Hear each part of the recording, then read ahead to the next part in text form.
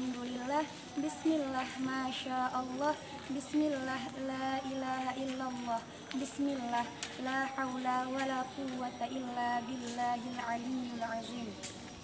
Alhamdulillah, segala puji bagi Allah yang telah memberi kita nikmat, yang nikmatnya tidak akan bisa kita hitung walaupun dengan alat penghitung yang ada seluruh muka bumi ini. Wa in ta'uddu ni'matallah la tuhsuha. Jika engkau menghitung nikmatku, kata Allah, maka engkau tidak akan mampu untuk menghitungnya. Salawat dan salam tak lupa pula kita hanturkan ke ruh junjungan alam, yakni Nabi besar Muhammad sallallahu alaihi wasallam, yang telah membawa kita dari zaman kebodohan menuju zaman yang berilmu pengetahuan, seperti yang terasakan pada saat sekarang ini juga.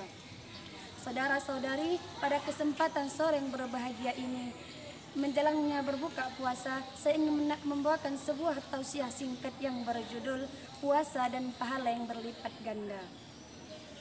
Puasa adalah kewajiban bagi orang Islam yang beriman dan yang bertakwa, sebagaimana firman Allah Subhanahu wa taala dalam Al-Qur'an yang berbunyi, A'udzu billahi minasyaitonir rajim, bismillahirrahmanirrahim.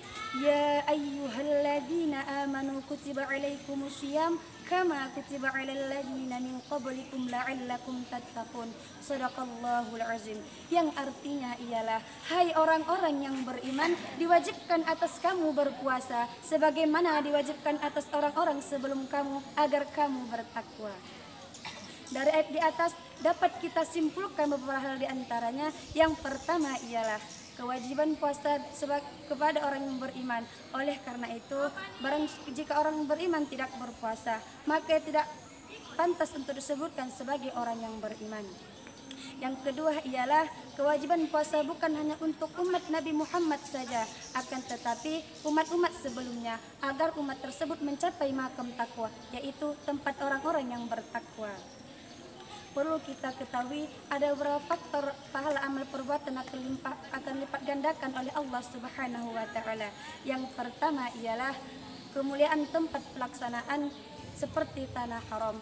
Oleh karena itu, barang siapa yang melakukan salat di Masjid Nabawi dan di Masjidil Haram, maka Allah akan melipat gandakan baginya pahala.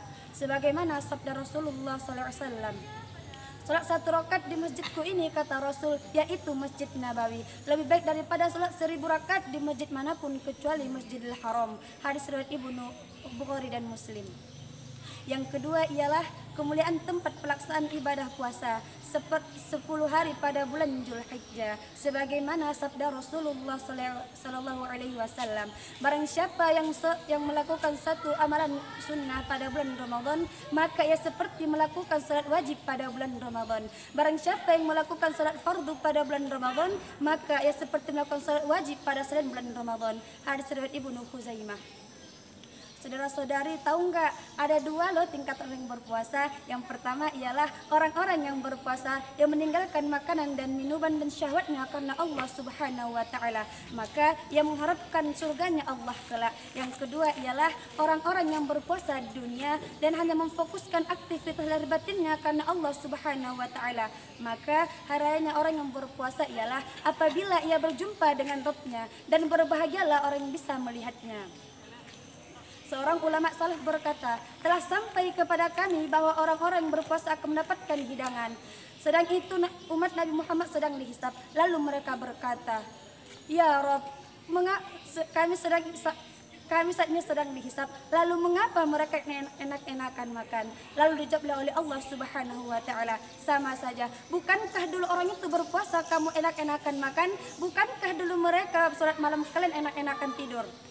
Mungkin hanya ini bisa saya sampaikan. Semoga bermanfaat bagi kita semua. Fastabiqul khairat, berlomba-lomba dalam kebaikan. Wal akhir, wassalamualaikum warahmatullahi wabarakatuh.